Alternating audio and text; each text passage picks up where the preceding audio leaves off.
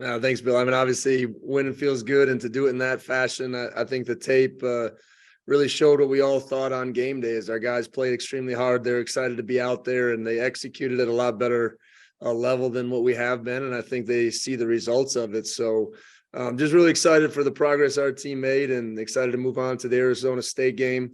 One announcement we do have is that Jared Kingston will be out for the remainder of the season. The biggest thing I want to say about Jared is he's been a warrior. And I'm disappointed for him because he's worked so hard to get to this point.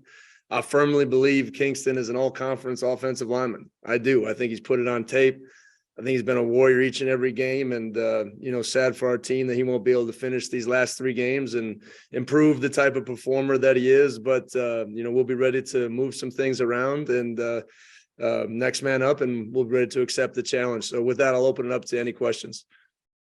All right. As a reminder to media, please raise your hand and we will call on you. Colton Clark, go ahead.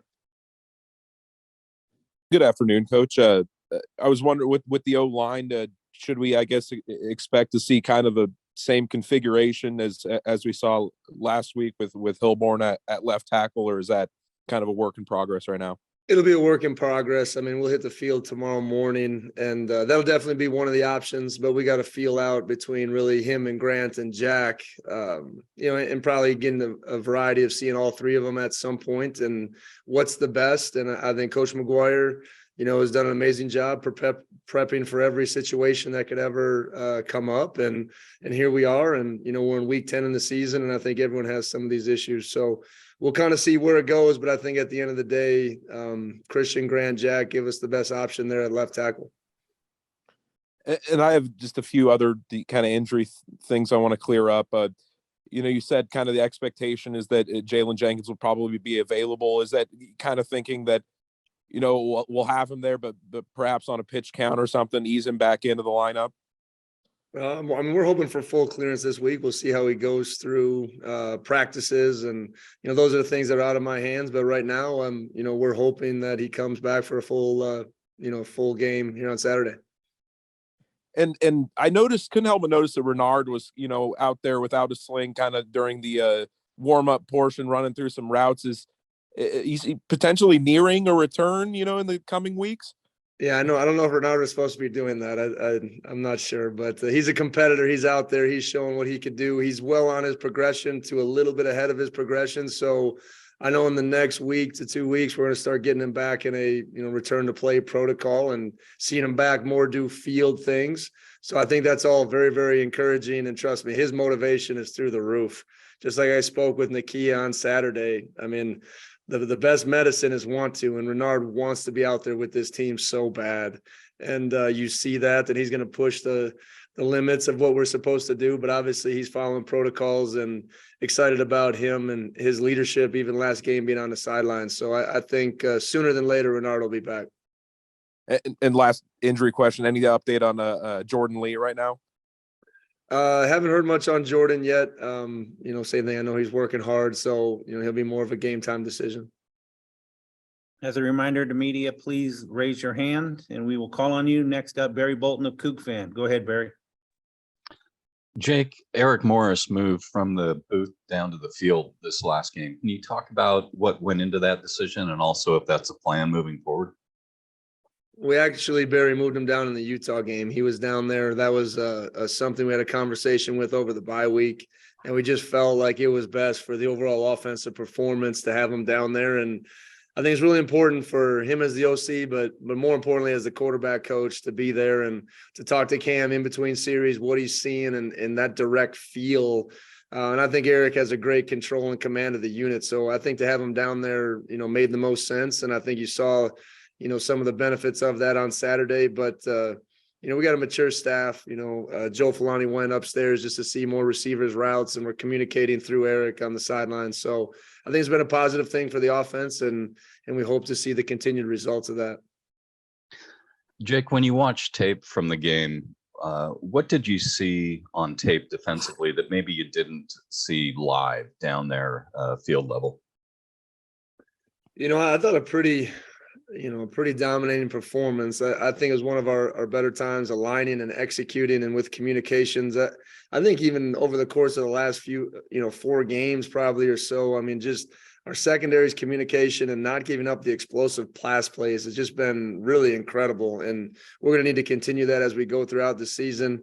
We're playing physical, the effort piece. This game, more than anything, I just think really showed up, and that's just a credit to our players, our coaching staff. And like I said, you get what you emphasize. And I thought we had one of our hardest weeks in practice. We carried that over to the game. And, I think they're playing as one unit, play fast, play together. I think it's just what you're seeing on tape. And then what did you see from a couple of your freshmen on offense, John Mateer and Ben Schlenbaker? Well, I just think, you get in these type of games, you can never replicate game experience, and then from Jack Wilson to John Mateer to Javinsky Schlenbaker to Zach Miller. I mean, Ryan Peters got his first touchdown. I mean, you're seeing a lot of faces out there for guys that have worked hard. And remember, game day is always the reward for hard work. And for those guys that put themselves in those positions, but John, especially, to see a young quarterback in there, and that first series he got was navigating the real offense. I mean, with real reads and the RPOs were on, and him to strike some throws and to take the inside fade. And I think John showed the type of player that he can be, just as far as how different he is, the run option and being willingness to use him that way. But I think it also shows, Coach Morris, having a menu of plays for John when John gets his opportunity, and if that's ever during the course of a normal game. So really happy with John to go out there. And I always look for composure, and I think that's the number one thing John had. He went out there, he was calm, his feet were calm, he wasn't pressing. He did one thing that was out of character and pulled the ball that he shouldn't have, but other than that, I thought he managed the game exceptionally well. Thank you. Next up, Andrew Quinn. Go ahead, Andrew. Hey, Coach. Just talking about Nakia Watson, just how good was it to have him back in the offense? And then what does he mean to this offense as a whole? It seemed like he kind of opened up the entire playbook for you on Saturday. And the biggest thing is Nakia sometimes can be a pretty quiet guy, and he just does it through work ethic. But to have him back there, it just lifted the spirit and the mindset, I think, of everybody from coaches on down. And, it didn't take long to feel his impact. The first play, he got some hard 3 yards. And then the second play, he took it 60 yards down the sideline, making people miss, running through tackles. So just proud of his effort to get back and the hard work that he put in. But, I always said this, I think Nakia has been – above expectation. And I think we knew he was a good runner, but what he does in the pass game and how versatile he can be and pass pro and all that different type of stuff, I just think there's a different confidence when he's out there right now. And that comes from season and experience. And that isn't against any of those other guys. It's just, there's a calming influence when experience is on the field. And I think that's what Nakia has done for our offense. And then UCLA rushed for over 400 yards against Arizona State on Saturday. How important is it going to be for you guys to establish the run early? Well, I think it's everything. And I think you see on Saturday what the run does for you. It sets up everything. And it's the willingness to stay committed to it, and I think that's what we need to continue to do as we finish the season. Even if we get some negative runs to come back to it and trust that we can still make those blocks and finish. So I think Arizona State is a talented defense.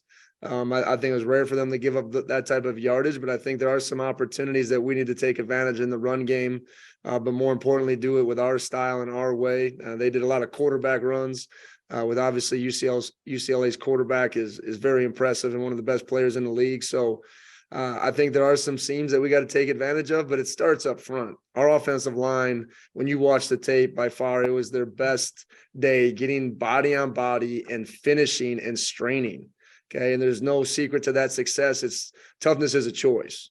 Okay. So they went out there and did it. And I'm proud of that group. And it'll take another effort like that on Saturday versus Arizona State. When it's 30 degrees out, you got to be able to run the football.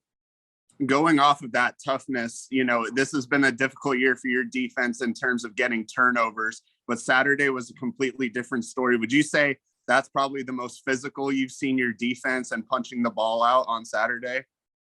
I think 100%, and like I said, I think we've emphasized it even more in practice the last couple of weeks, and the guys have really taken it to heart. And then you saw that. I think Shaw Smith-Wade had two just amazing punch outs. And those are things that we work and we rep, and he went out there and did it. And I think Cisco had the other two. And, but like I said, punching it out is one thing. To have the effort to be around the ball is a second thing. And I think those guys are playing extremely hard. And when you get rolling like that, offense, defense, special teams, I think the greatest defenses out there, they create offense by taking the ball away. And our guys were able to do that on Saturday. Final question for me, Coach. Trenton Bourget had almost 350 yards passing against UCLA. How important is it going to be to put pressure on him and help save kind of your secondary on Saturday? Well, I think they're a different team with 16 at quarterback. And, they made that shift about 4 games ago. And then, their head coach is now taking over the play calling duties. And you see a distinct shift in what they were doing then to what they're doing now. And it's cleaner, it's easier. The pictures are there. And I think he's getting the ball out. I think they're protecting him at a high level. And, I think he's playing with a lot of confidence. And there is the sign of a good team. And obviously we went through this all last year, guys, the interim head coach thing and all that stuff. They're playing hard. Okay. They're playing hard. That's a sign of a hungry football team that's going to come out here wanting to win. And that's the sign of a team that hasn't quit. So I think part of that spark is the quarterback and what he's provided to their offense. And their offense has been, almost 40 points the last couple of games. So there's going to be a unique challenge. And I think it starts with, limiting some of the pass plays. All right, next we have Trevor Junt from the Evergreen. Go ahead, Trevor. Can you hear me? Yeah, Trevor, we got you. We got you. Well, first off, Coach, I just wanted to say I saw that dancing video. I didn't know you can move like that, but kudos to you. I'm trying to get to Kyle Smith level where someday I take off my shirt, but that's a long ways away. So what would you say the mentality of the offense and defense is going forward? Was there a shift in focus or a specific detail that changed? No, and I think, I've gotten that question a lot after the game. What's the big difference? What's the big difference? And I really mean this is it's staying the course, is not having mass shift and change. And it's getting better at what you do and executing what you do and have confidence in what you do. I mean that. I try to instill belief in our players and our coaching staff each and every day. And I think it's very powerful because I think one of people's biggest limiters is their belief system.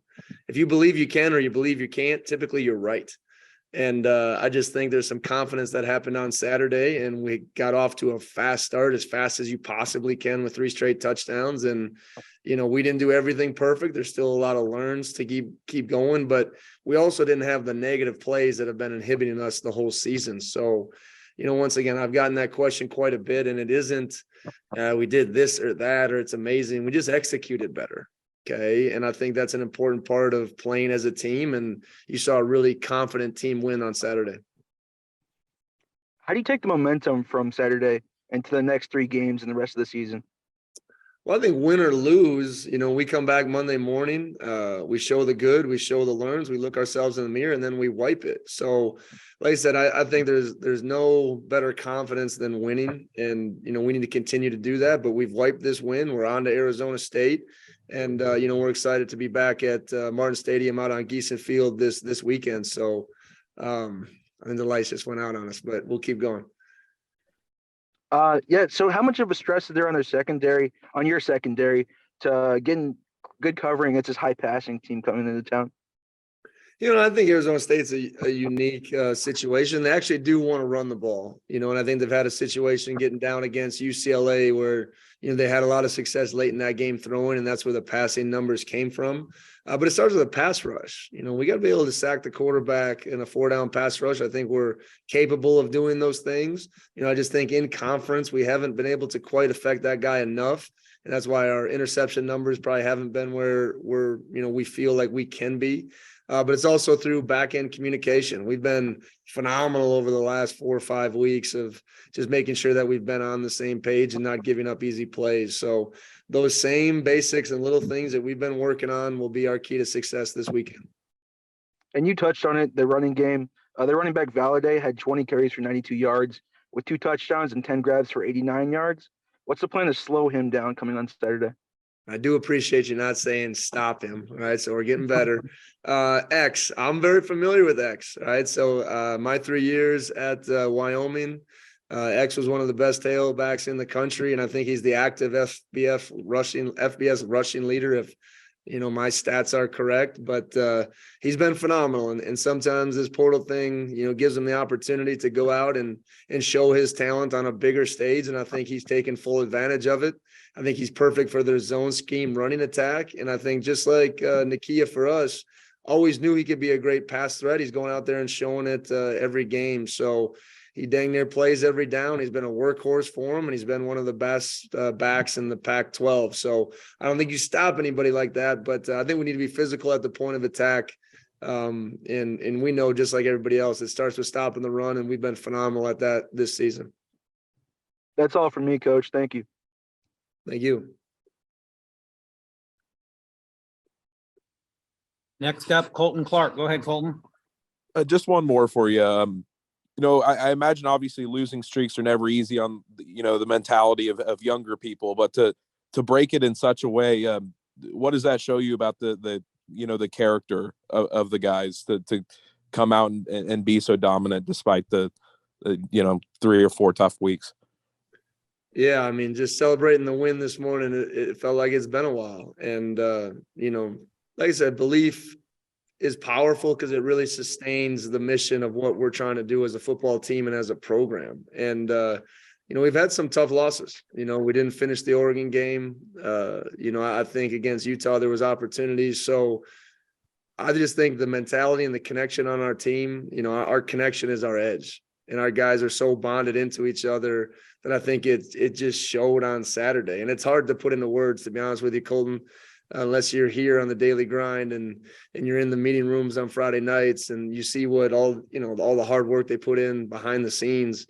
Why not play that way? I tell them that all the time. I mean, you only get so many opportunities in this game, and Jarrett's another opportunity, example that you just don't know when your time is ever up. So I was with a coach, that always had the speech of just playing like it's your last play every play, because this game is so precious and you don't know when it's going to be gone. So I just think there's a special connection with this group and they want to prove who they can be. And we're fighting to stay together, right? We need one more win to become bowl eligible.